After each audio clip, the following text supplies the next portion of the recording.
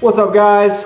Press for time. I'm Tyler. You know who I am. No Benny today. Benny's off doing Benny things. He's probably watching some fucked up horror movie or buying 752 new toys, something like that. But today I have Benny 2.0, the upgraded Benny, the replacement Benny. He's not the replacement Benny. I have Josh Anoriand. You can call him Josh. You can call him Anoriand. Just don't call him late for dinner. Josh, what's up, dude? Not too much. Thank you so much for having me on, Tyler. And yeah, as I said, my name's Josh. You can call me Anoriand. My usual elevator pitch is I play old stuff, I play new stuff, I play RPGs, I play platformers, I play TTRPGs, play card games, play a little bit of everything. Dude, you literally play everything. And I play everything, man. That's kind of where we'll start. Like, because I have followed Josh for, I don't know, maybe 5-6 years. It's been a minute. Been a little minute. On Twitter, yeah. So we kind of ran in the same circles, but never really interacted outside of just the occasional, postings of things on social media. And then you joined SDGC, Super Deluxe Games Cast. John and the folks there have had me on as a guest a couple times. So our paths crossed a little more formally. I've gotten to know you a little bit over the past couple months, which has just been a goddamn treat. It has. So let me put that out there as well, I will say. But dude, you play everything, and you are an expert in everything that you play. Listen, the secret, and I cannot stress this enough, is my brain's weird. That's sure. The secret sauce. But listen, my brain is weird, and my brain does not allow me to be good at anything, much less great at everything. You are Magic the Gathering. You are tabletop RPGs, D&D, multiple systems, old school PS1 era RPGs, modern games, like anything that you can bring up. Josh is like, well, yeah, man, I beat that 762 times, and here's where all the secrets are, and here's how you win.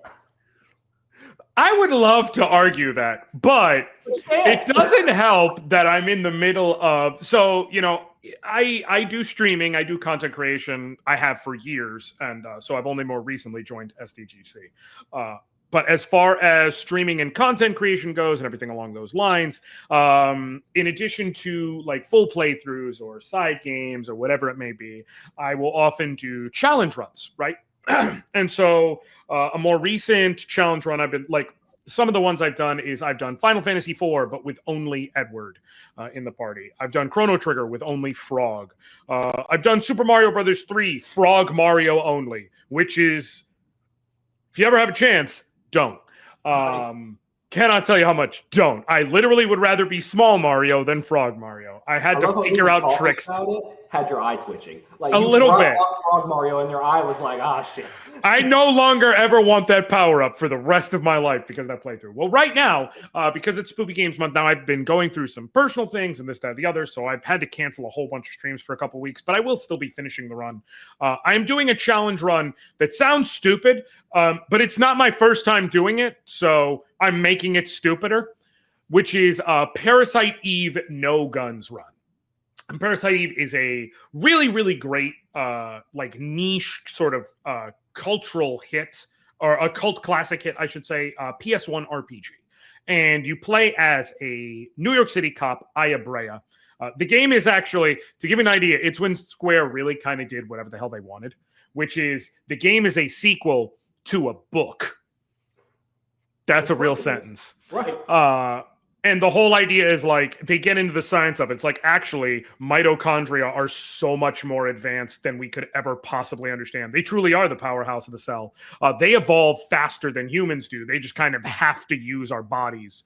And there is something we said for like, mitochondria are kind of an organism that works inside us, separate from our usual chemistry, and it's more symbiotic than controlled.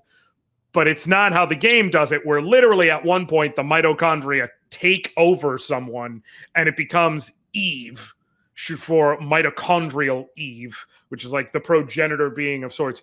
And like she starts just like waving her hand and people catch fire, waving her hand and rats become giant monsters, like all types of things, like literal instant onset evolution. Crazy shit.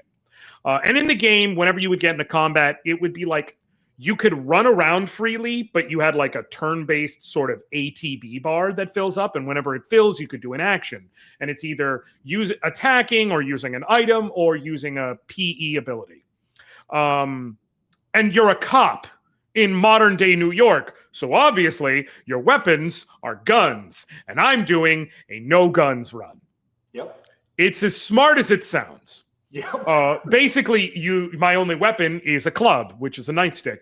You start out with a regular club. You can get club 2, club 3. I've beaten the entire run before. The one exception I give myself is for the very last phase of the last boss in the story, I do allow myself to use a gun. And it's not because like, oh, I'm wimping out. It's because everything other than one specific gun you get in the story does exactly 1 damage. He has like 4,000 health. No. Right. I'm not impressing anyone by doing that. I did everything else. He's not even dangerous. It would just be time consuming. Right. But what I'm doing this time is, in addition to doing the whole run, I am doing New Game Plus, where you unlock the Chrysler Building, which is a 100-story tall building and it's a whole dungeon. And I'm going to do that too. It is very exceedingly stupid, but it's even more stupid than you think. So, like, to give you an idea, at one point in the run, I'm like, let me go ahead and show everybody the tech that's involved with this run, right? And so the tech that's involved with the run at one point is you get to day 3 or 4, I'm trying to remember, but it's the hospital. And in the hospital, there is an area where you can fight an enemy known as a mixed man. And he like creates these balls that he throws, and they bounce all around and they become other targetable things, right? And so I am in the middle of doing an interview right now, buddy. Okay. So that's you. Do you need me, or were you just coming to hang out? Yeah. What did you? You didn't plug in the scooter right, because it's not charged. I don't think that's the actual charger, and you've got to find the actual charger somewhere. I can't do that right now, buddy. Sorry. Ask Paul to see if she knows where it is. Okay. Sorry about that. I don't know if that's a leave it in or a fix it in post, but I'll leave it in with your permission. I don't care. That is the perfect press for time. You are the perfect guest, because I don't know if Benny and I have ever made it through an episode without one of our children coming in and being like, "Hey guys, what are you doing?" Like, it's 100% just rolled in. Yeah, that's parenthood, man. That's like the cornerstone of our show is we're dads that exactly our free time and so, connecting with them. Yeah. But so the thing, it throws like these balls that start bouncing around, and they can hurt you, but also they're targetable themselves. Okay. In a normal playthrough, a random person, you're just going to like, oh, you may try to kill one, but you're going to see he keeps making more and throwing them. So like, oh, if I kill him, I get rid of him. Cool. Yeah, that's what a normal person's going to do. Not this guy. This guy had to sit and with a club, and mind you, they keep bouncing around, and there is like a little bit of a wind up before she swings when attacking with the club. Okay. Had to sit and get into like the geometry of seeing when they're going to bounce near me so I could swing and break them. Why? Because he does keep making them and throwing them, but depending on, you can fight it in a couple of rooms in the hospital, but depending on which one you're fighting, there can be up to 3 or 4 bouncing around at a time. And then whenever you break one, another one gets formed and tossed. Cool. The thing about it is he keeps doing that up to making 97 of them. Once he makes 97 of them, then he doesn't make any more. And then you can defeat him. Why do you do this? Well, and this is where it gets so meta, the stupidity of the challenge I'm doing. You start out with a club 1. Eventually you get the club 2, which is like way stronger, but it has an ability on it. When you hit an enemy, you have a chance to steal an item. Sounds good, except this particular version of that ability also cuts your attack power in half. Oh, great. Club 3 also has that same ability. It's stronger, has that same ability. Parasite Eve had a cool system called the tool system, where it's like, oh, the way you upgrade your weapons, like you could take the abilities or the stat boosts that are on certain guns and weapons and put them onto a new thing. When you do, you destroy the weapon. Okay. However, in the game, there are a handful of super tools, which allow you to one time move something over without doing the destruction of the weapon. With one of these mixed men in the hospital, if you destroy all 97 balls first and then destroy it, you get a super tool as a reward. So you have to do it so you can take that ability off of the club 2, move it on to the club 1, and get a full power boost, because at the top of the hospital is the spider brain boss, which is probably the hardest boss in the whole run, just because of the combo of its abilities, and in the club run, I should say, just because of its abilities, and like it's got such a weird specific window to hit it because it's up on high legs, so you have to be like right close. It's a whole thing. So this is the level of what I lovingly to myself refer to as the autism I need in order to beat it. And I can't, that's not me being insulting. I'm literally, neurodivergent.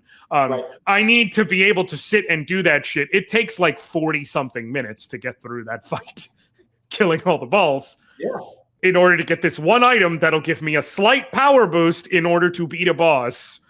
It's a time.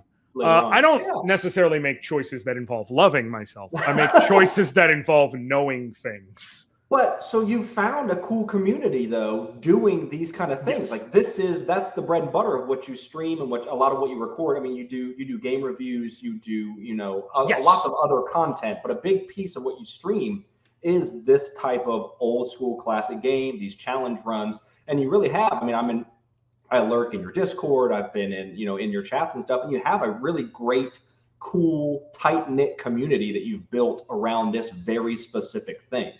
Which is just cool as hell. I'm really glad about it. It's just one of those things where it's like, I have figured out years ago, hey, there's a lot of people who are trying to be, and this is not a shot towards anyone specific. I want to be very, very, very clear.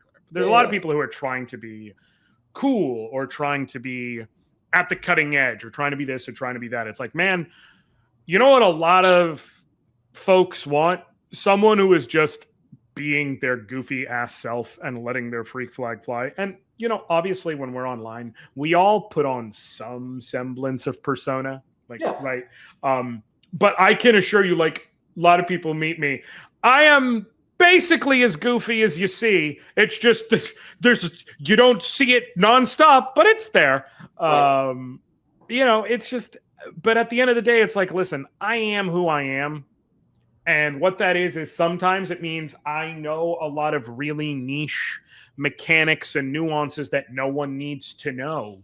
So it's like, I literally know that, in Suikoden 1, because I have the Suikoden 2 flag behind me. That's my favorite game of all time. In Suikoden 1, there is an item that you can get one of automatically. And if you're doing like a perfect game run, you can get a second one, but it's only available by getting it as a drop from a specific boss.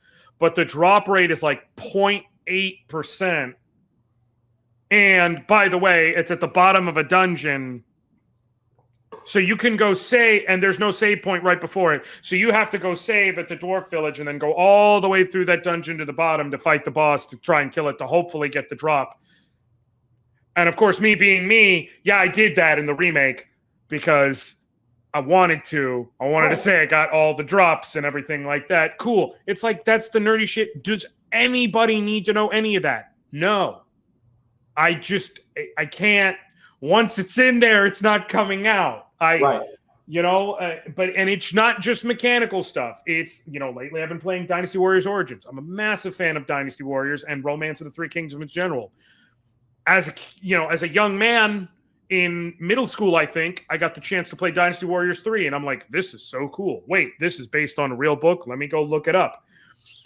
And now I know about like Chinese historical officers and can tell you about style names and things like that, because it's like, I was interested and we're here now. And for whatever reason, a good number of people, I guess, just want, I don't know. I love to joke. It's like it's nuanced, right? I understand the reality of it. We're all looking for someone who kind of makes you feel a little seen. So I'm hoping I can be that for people. It's like, oh, this is a guy who's also just a big goober and is fine with that. It's like, hey, it's really fine to be a big goober. It's fine to not know things. It's fine to know things. Like, who cares? If you're happy, as long as you're not hurting anyone, cool. Keep being happy. Like, let me encourage you being happy. And then the part where I'm like, I don't know why. It's like, I guess more people than I thought are really interested in the inner workings of Chinese literature. Yeah, but I mean, that's so the internet's killed us all, right? It's ruined society. Everything is going down the toilet. The planet will come to an end, and the turning point was Al Gore's internet. But Correct. it has also allowed you to find all these people that Correct. are like-minded and find these small niche communities. And exactly what you said, like someone who's interested in the inner workings of old Chinese literature. It's like, 50 years ago, you would be the one guy. That's it. You're the only person that you know in your entire world circle that knows this stuff. Correct. And now you pop on the internet, you're like, boom, here we go. Here's a Discord server for it. Like, yeah, I think the funny thing that exemplifies it is I mentioned card games, but I played Magic the Gathering since the 3rd grade, right? I got introduced to it by one of my best friends at the time, and like ended up learning about it. But I maybe growing up found, if I say I connected like prior to like high school, where I found a few more nerds, but even then, like the entire time I lived in Massachusetts, because I moved down to Florida while I was in high school. But the entire time I lived in Massachusetts, if I say I directly engaged with a dozen people total Right. who played Magic the Gathering, I might be exaggerating. Pokemon, sure. Yu-Gi-Oh, sure. But Magic the Gathering, like it just wasn't, but they're everywhere. Oh, yeah. It's just you didn't have that communication method, right? Right. So it was around. There were hobby shops like that existed. Hello, in the 90s, but Right. I didn't live in a town with one. I didn't know how to connect with people with it. So like I got the information I could. When I went to the grocery store, sometimes you would have like InQuest magazine or Pojo's Unofficial Gamer. And I know I just aged the fuck out of myself by mentioning going to the grocery store and seeing magazines for gaming of any variety. Yep. But they were there, guys. I cannot tell you, we used to be a proper country. We did. But like, it's just one of those things where, that was how I would connect. And it was just learning about things and things like that.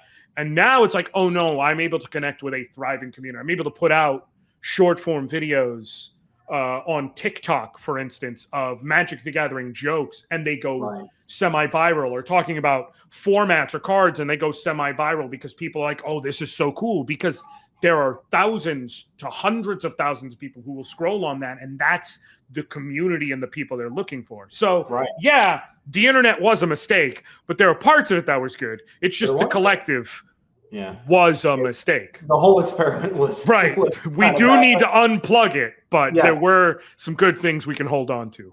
Yes. So, tell me about your childhood. No. Where did you? At the age of 6, I was born without a face. Right. Where did you start with content creation? So, I mean, everybody has kind of a nexus point, or a journey into where they are now. Where did you get started with this, and what has your journey been like as you've gone through the years? So, as far as true blue content creation, I started in 2019, 28. Give me a second, I'll tell you, actually. I can do that part on the fly. But in terms of like art, so to speak, I really hesitate to call what I'm doing art, to be clear. But art, like, man, I've been acting since 3rd. Yeah. Literally, not even 2 years ago, I did. It was 2019 was the first video I put out. I just needed to do it. Literally, not even 2 years ago, I did. I was in a local community production of Rent. Like, been performing and singing and acting and all of these things since I was a kid. I've always loved it. I've always loved gaming. I've loved all of it. So it's just one of those things where it's like, it's kind of eventually things converge. And for years, I didn't have a good computer. I wasn't able to do stuff on my own, whatever. And then it's like, I would love to do it, but I can't. I would love to do it, but I can't. And then finally, I got my hands on the money to get the parts to put together a good computer. And I'm like, really? There's nothing stopping me anymore. So screw it. Let's do it. And I started recording some Let's Plays, putting them up on YouTube. There's some really, really old ones on there. Like I said, 2019, I swear, I go back and look and I'm like, oh, I am a different cat. Yeah. Just in terms of how I'm trying to be. Like, you could tell it was like me trying to find my voice kind of thing. Right. But now I'm more comfortable to, like, I have learned how to be able to just like click go. Now, mind you, not every day, to be clear, but I've learned how to be able to like click start stream, go up, and I don't really need chat to just start talking about whatever's happening. I can talk about whatever's happening in the world, whatever's happening on screen, whatever, and just kind of go. Like, just pick a topic and go. And what I've learned is I don't have to. And really, this is kind of the secret sauce to anybody who wants to do content. Obviously, if you're doing game reviews, if you're doing something like that, like that's structured, that's different. But if you're streaming, if you're hanging out with people, whatever, I don't necessarily have to find a topic everybody wants to comment on. Yeah. I just have to find a topic. Inevitably, someone will find a point to come in. Whether it's to reaffirm you, to disagree, to completely dovetail onto something else, someone will find a point and then go from there. Yeah. Like, you just got to fill the space and be able to roll with the punches. I feel like, that's a big piece that so many people get caught up on and aren't able to get past. Is understanding, like, every single time you do this, some shit's going to happen that you did not plan for. You need to be able to just move on. Correct. Tech's going to go wrong. The game's going to go wrong. You're just not going to be on one that day. Right. Like, you're mentally not going to be there. And which is why I said the not always, because the other key is, like, I'm so glad I've come to a more, I guess, equitable connection to content and things like that since I've started. Because, like I said, this month, and I'm not trying to drag things down by, like, getting into it, but I've dealt with some personal things in my life. Family, things like that. And I'm in a better place now. So, but the point is, I have streamed, I've canceled, I think in the last 2.5 weeks, I've streamed once, maybe twice. Like, I haven't properly done it. And at this point, I've come to a point where I'm like, you know what? That's okay. I am not like a monkey in a zoo. I am not like, does it affect my numbers? Yes. Is it going to be that, like, there is always, when you take a long gap, there is going to be, yes. And that does definitely get in your mind. But at this point, it's just a thing where I'm like, I can either A, take that hit, but get through everything and come back when I'm actually ready and work forward as I need to and hit my stride very quickly. Or I can try and push myself through and be miserable and burn out. It's not going to go well. I'm not going to be happy with what I put out there. And then it becomes a self-fulfilling cycle where I keep putting out things I'm not happy about. So then I'm not happy about the fact that I'm putting these things out, which makes me put out things I'm not happy about in an endless loop. And you got to be able to just step back and be like, nah, dog, I don't got it today. I don't got it tomorrow. I don't got it this week. And that's okay. It's okay. Like, and I don't care what level you're at. Now, if you're someone who's bigger and it's your income, I understand if you're like, I literally cannot take the break, just in the same way another person cannot stop working. Right. But if you can and you need to, dog, just step back for a day. People will understand, because at the end of the day, we're all human. And anyone who doesn't understand doesn't really deserve your time. Like, yes. Yeah. I mean, it's okay. I get, like, it's almost like this fear of, what about if people call me out? Hey, question. Do you actually want those people in your community? I don't. Genuine question.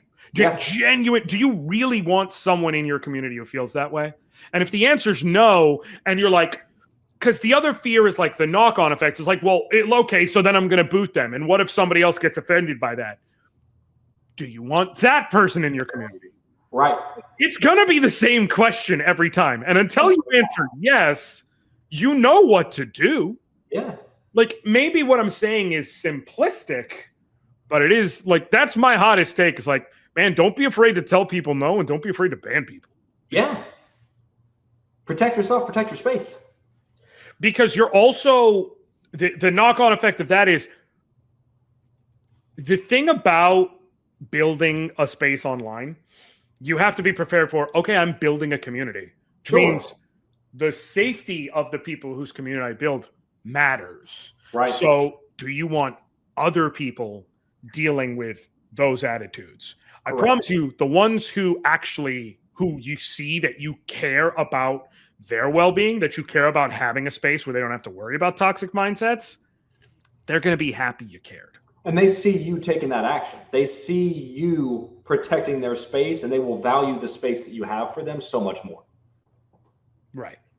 So it's just one of those things where it's like, I definitely pushed myself a lot more earlier on. And now it's like, yeah, no, I've learned to have a healthier attitude with it. It's, if I can get things done, cool. If I can't, I can't. I have, this is not going to be out beforehand, I'm sure. But like, as of recording this video, I have a video that's going up tomorrow morning. And I had hoped to get it done and edited and ready by yesterday to run it by the people who I needed to, just to be like, hey, can you check this out? Make sure it's all good, da-da-da. And when I can, I try and do that because it just makes everybody's life a little easier. It's like, make sure there's no issues with the music. Make sure there's no issues. But if I can't, hey, it's going out like this. And if there is an issue, I will pull it down. I will adjust it. I'll do whatever. But I'm not going to give up sleep. Right. I'm not going to give up eating. I'm going to work at a pace that I can work. So 100%. I'm in a similar boat with the same thing. We're talking about the same thing. We are. We're dancing around it, but this will be out after the embargo. Yeah.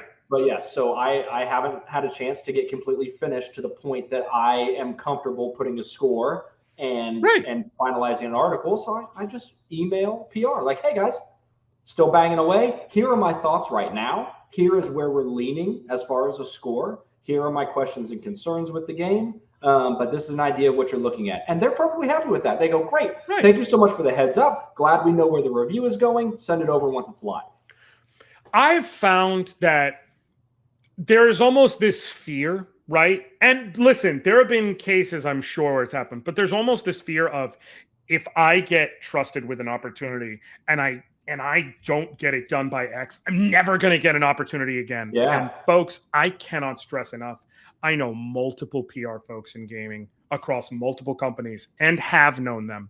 They're lovely people by and large. And with so many of them, if you just communicate so they are in the loop, they'll be happy as hell. If you tell them, hey, I know I was supposed to get a video out by Tuesday, or that was when the embargo lifts. I'm not going to be able to get that video out till Thursday because this, and this happened. And I'm sorry about that. They're just going to say, hey, thanks for telling us. We appreciate it. Let us know when it's up. Yeah. Unless it's the only way it wouldn't go like that is there would be like, trust me, a niche corner case and they'll let you know. I was once asked, hey, if I get you this right here, we have a new project and someone else fell through. Could you have a video up by, and it's 6 days from now? Yeah. You know what? I do have the time to make that work. But in that case, it's still asking me, do I have the time to make it work?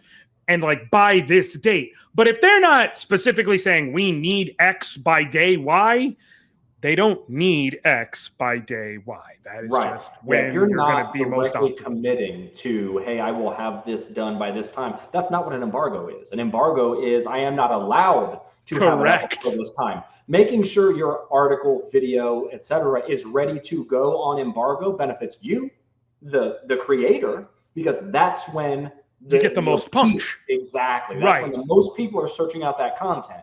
So it is beneficial to hit embargo, but that is not the same thing as a requirement. I've been doing this. I've been writing reviews for close to 12 years now. I've been at the same site. I've done some freelancing for other sites, but I've been at the same site for the whole time. And early on, I was exactly like that. Like, man, I have to be ready for embargo or PR is going to be mad at me. And after the first year and talking to folks in PR, they've been like, no, you're fine. Just let us know. Just give us an idea of what we're looking at and we'll be happy. Just don't break embargo. Don't do that. Correct. It's never worth it, man. Oh, never. Not one time. Not even being around. Like I mentioned, I do Magic the Gathering stuff. Let me tell you, there are plenty of times where there will be leaks of new sets and things like that. You know, the cards accidentally got it sent out early. Oh, we got this. Oh, we got pictures of that. And people ask me, what's your thoughts? Dog, I'm not talking about it. Nope. I'm not talking about it. Like, it's and it's not, Yes, there is something to be said for, oh, so you're caping for corpos. There are times when that is a thing. In this case, it is, man, it's not worth it. Yeah, it is it's not mine worth to talk about right now. It's not worth torching my name amongst all of the PR community to get a hit out on something a little early. Yeah. It's just not. The closest I've come to is mentioning, hey, there was a leak. I'm not talking about it. Please don't ask me about it. I'm not going to talk about it. Yeah. It's just not going to happen. And if you come into my chat talking about it, I'm going to block you. Right. Yeah, simply acknowledging that a leak has happened and speculating about the contents of that are two totally different things. Right. Like there was an example I think is prescient. On SDGC the other night, there was a Pokemon leak. Yes. And apparently it talked about some games that are in the works, some games that were pitched, may or may not be in the works, things like that. And we all basically said, like, we're not discussing any of that. Like, we're good. Like, we're either talking about speculative things, in which case that aren't real, in which case we're wasting our time, or we're talking about things that are real, and man, does that shit suck for devs. What we were going to talk about, and we didn't have time because we ended up getting on other subjects, but we were going to talk about the budget things that were in it, where it's like this much money was supposedly allotted to this game, because that was more a discussion of, like, on games that were already made. Right. And that was more discussion like, look at the budget that they put forth in, say, Scarlet and Violet. And then we ended up with an issue in terms of the production, like the actual game playability. Like, it feels like the two are obviously correlated. Like, that's a discussion that can be had. Yeah. But about content and things like that, I'm good. I don't want to. I know I have multiple friends who are in games development. It feels like a slap in the face to them if I get involved in that. You know what I mean? Yep. Like, that's how I am with movie stuff. So I run in a lot of movie circles and work very closely, and I'm friends with a lot of people in production. And when a lot of these leaks come out, specifically around like Marvel stuff, you know, and they get set photos and there's leaks of these characters doing this. It's like, no, I'm not talking about that. Right. Like they try so hard. These people try so hard to keep everything as, you know, tight-lipped as possible to give us, the people watching this stuff, the best experience and the most surprises. And this leak shit just ruins it. So it's not me going to bat for Disney. Give a fuck about Disney. Give a fuck about Marvel. But I care about the human beings that work in PR and are involved with these projects and are in charge of trying to keep a lid on this stuff. You know what I mean? I think it's not to say you're not allowed to know about certain things before the game comes out, right? Or anything along those lines. Sure. But there comes a point, like there was always, and this kind of dovetails into, again, the internet was a mistake. But there was a point where, like, back in the magazine days, it's like, depending on if a magazine would give you a full expose on an upcoming game or something like that, that was how much you knew. And that was it. I remember, like, and sometimes you do need at least something. So I'm trying to remember. I think there was a Nintendo Power issue that came out years back that was talking about this new game where, like, you could go have a town and you could have other people inhabit it and you can get furniture for your town and some things like that. Animal Crossing, the original on the GameCube. And it was so different from everything else I'd heard of. I'm like, that sounds really cool. And, like, basically the way they had explained it, was they did the breakdown of the person who got to play the game, their experience through a couple of days of playing with someone else in a town, and, like, the things they did each day and the things they were able to do and so on and so forth. And I was like, this is really cool. I am interested in this. But there was a limit to what I could know, right?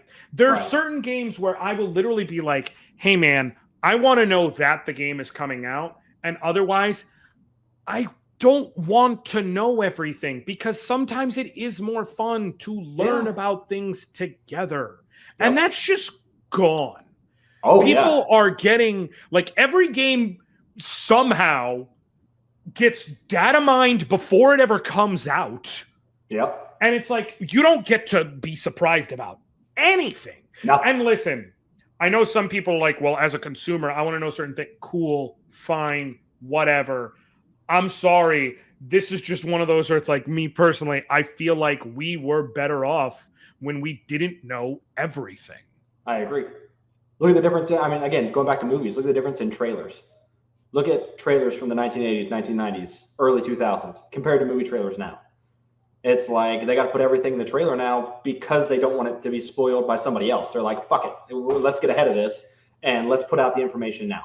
And it's like, like it's just one of those things where it's like, yeah, I don't know, man. At the end of the day, it kind of, and it also dovetails back into the healthy relationship with your content thing. Yeah. Because having a healthier relationship with my content, I know that like I want to hit the embargo. Right. But the embargo is not a deadline. Flip side, you've got people who they're hunting for leaks. They're hunting for things like that because their whole idea is I have to be the first to the story. I have to be the first one to this because that's the only way I'm going to get seen. Fucking video game night crawlers.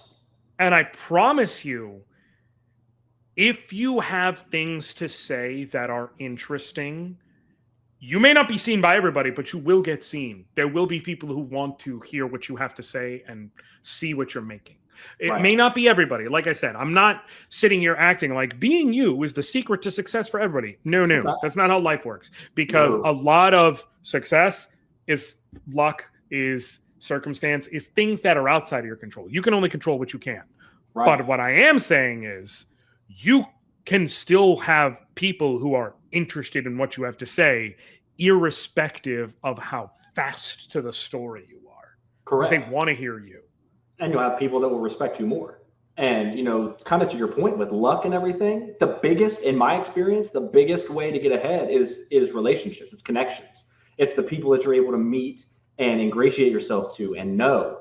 And I promise you, being the guy leaking everything is going to eliminate so many pathways forward for you. If that's your only goal, if your only goal is I want to get ahead by any means necessary, being nice, being a good person and meeting people and making connections is the way forward.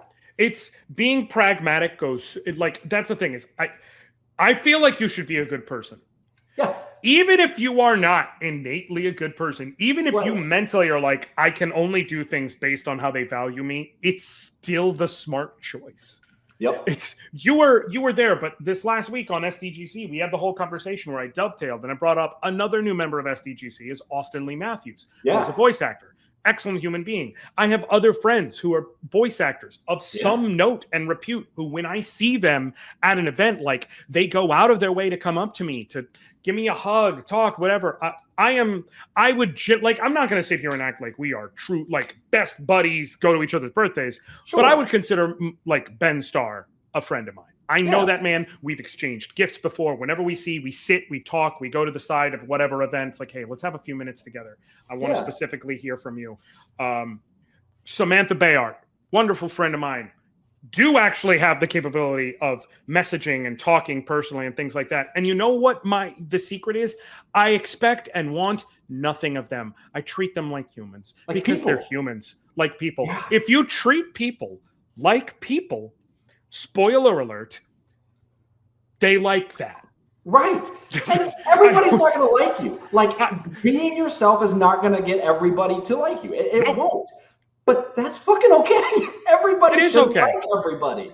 There is a musical, a newer musical called Title of Show. And it has a song in it that has a very, very prescient line to me that I always tell people, which is, I would rather be 9 people's favorite thing than 99 people's 9th favorite thing. Sure, yeah. Like, at the end of the day, I am a lot. Hello, I started this whole thing with a whole mechanics breakdown of Parasite Eve. I talk, and I just keep talking. I talk a lot. Like, hello, I know myself. I can be a lot. I can be abrasive and all of this shit. And you know what? Some people are not going to want to be around that because it's too much. And that's fine. There's nothing wrong with that or with them. But I know that I get to, when I'm myself, the people who do like me. Right. Like, they like who I am. I don't have to fake anything because that's just me. Whatever my natural reaction is going to be, I don't have to edit it or filter it because I'm already around people who like me for who I am. So, and that just makes life so much easier. Yeah. So adding to that just a little bit. So this is another thing. Obviously, like I said, I followed you for a long time. I like the content that you put out. I like the persona and the things that you do. But I have genuinely liked and admired who you yourself are, because you are so open and honest and loud for the people that can't necessarily be loud for themselves. You make it a point on social media. Black Lives Matter. Trans rights are human rights. You are loud. You are unapologetic. You say the things that are the right things that shouldn't be unpopular opinions, but seem to be for whatever reason now. I'm still here. I promise there's a point in me. No, I know. I'm waiting for it.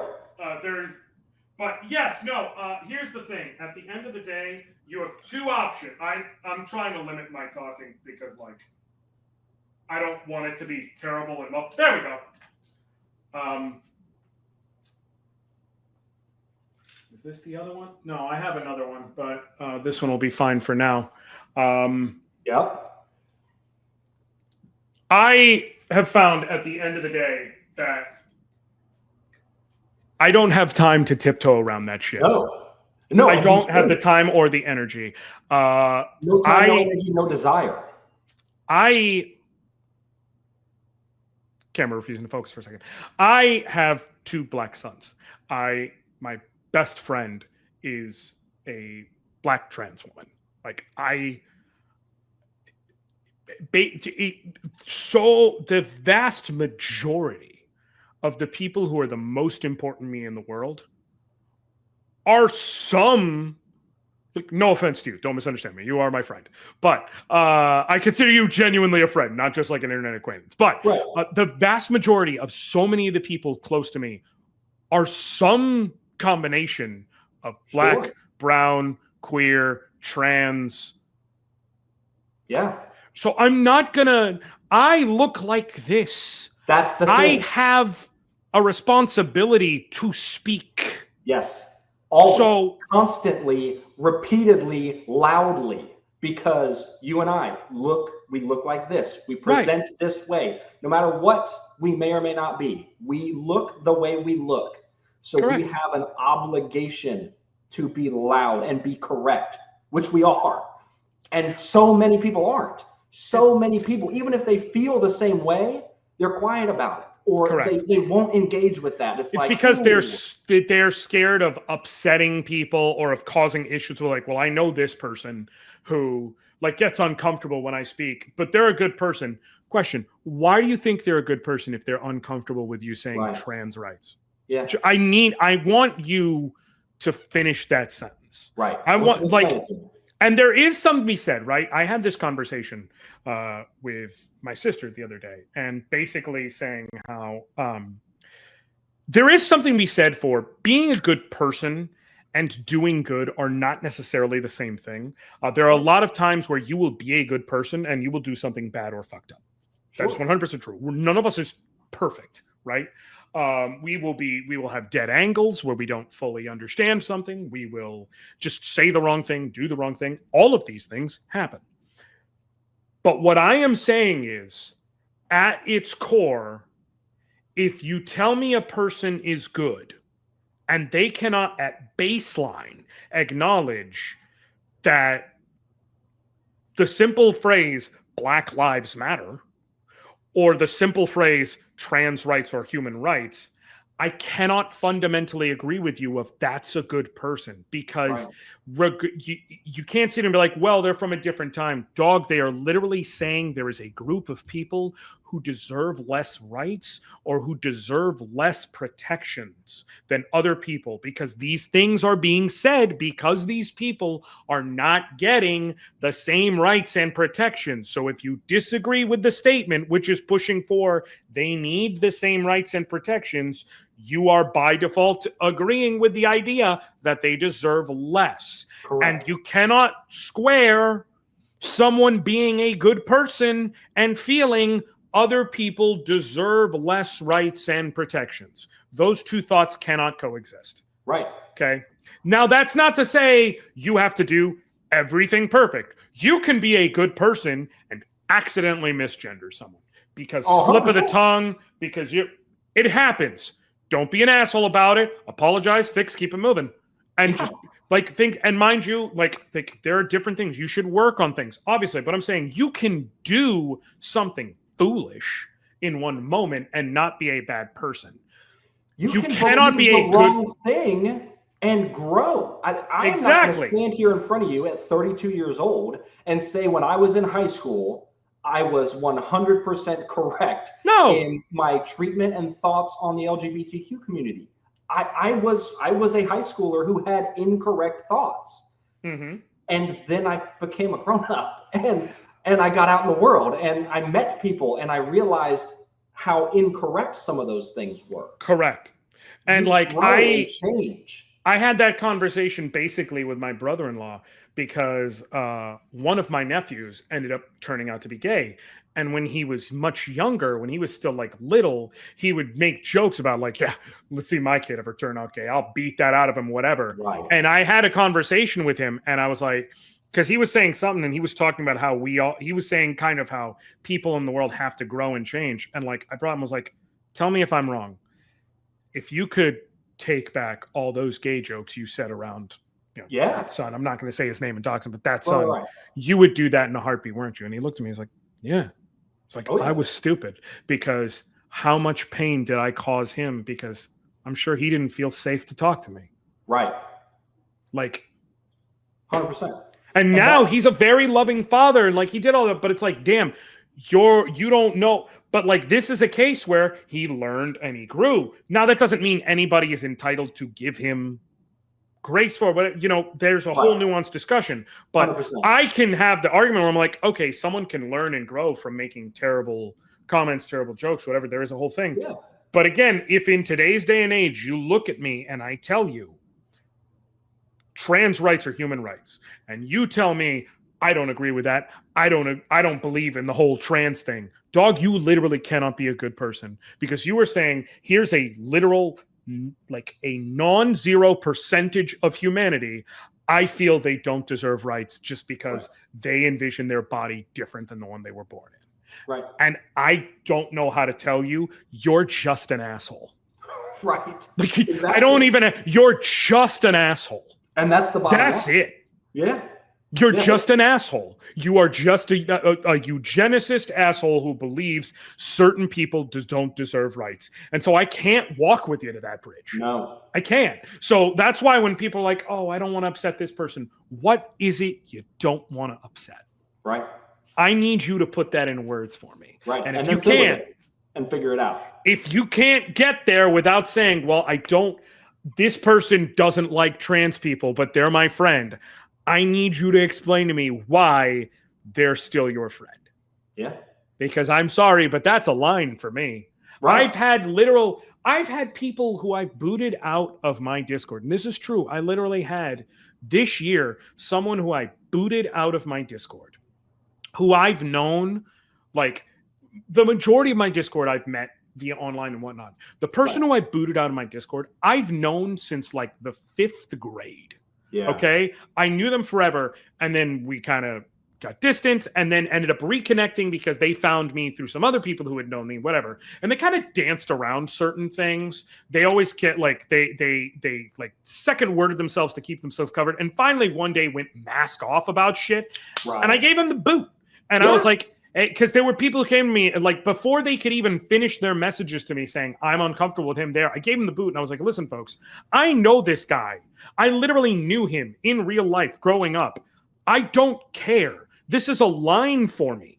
100%. It just is. I don't care how long I've known you. If you're going to look at me and tell me these people deserve less right, I'm not getting into, and before someone comes in here, because the internet's going to internet, before someone get in here and they're like, oh, so you feel pedophiles, shut the fuck up. I'm talking about things that are innate to a person. Correct. Okay. I'm talking about being black. And things or being trans. Right. Exactly. Things that don't hurt other people. Don't be an asshole. You know what I'm talking about. Yeah, don't straw man. If you can't control that and it's just part of you, and someone decides, oh, that's an issue, you're an asshole. You just are. And I don't care how long we've known each other. Snip, snip. Have a great one. Be blessed. Yep. 100%. So I love it, man. I love it. I love the stuff that you do. I love who you are. It's been just, I mean, fantastic getting to know you, better after starting SDGC stuff. It's been great having you here. Is there anything you want to add? Is there anything you want to throw out there you feel like maybe you didn't get a chance to cover? I mean, we've already stressed, Black Lives Matter, fuck turfs, free Palestine, fuck ICE, and all those good things. Beyond that, be good to other people, which you kind of hit that. I know if you're talking like things I'm doing or whatever, you could, like I said, you find me on every platform under the name Anoriand. I'm on Twitch, I'm on YouTube, I'm on all these things. I'm on TikTok. I do really, really stupid impressions sometimes on TikTok. Gilbert Gottfried is just phenomenal. One day I woke up and did a Gilbert Gottfried impression, and all of a sudden I had several thousand followers. That is the story. It is I would love to tell you it was deeper than that, but it wasn't. I love it. But I do have some stuff coming out. I'm working more on voice acting, so I have like some voice acting monologues and things like that coming out soon, things like that. So cool stuff in the works. Just had to get through these last few weeks, but now I'm hitting the ground running. Also, I'm assuming this is going to be out before the end of November.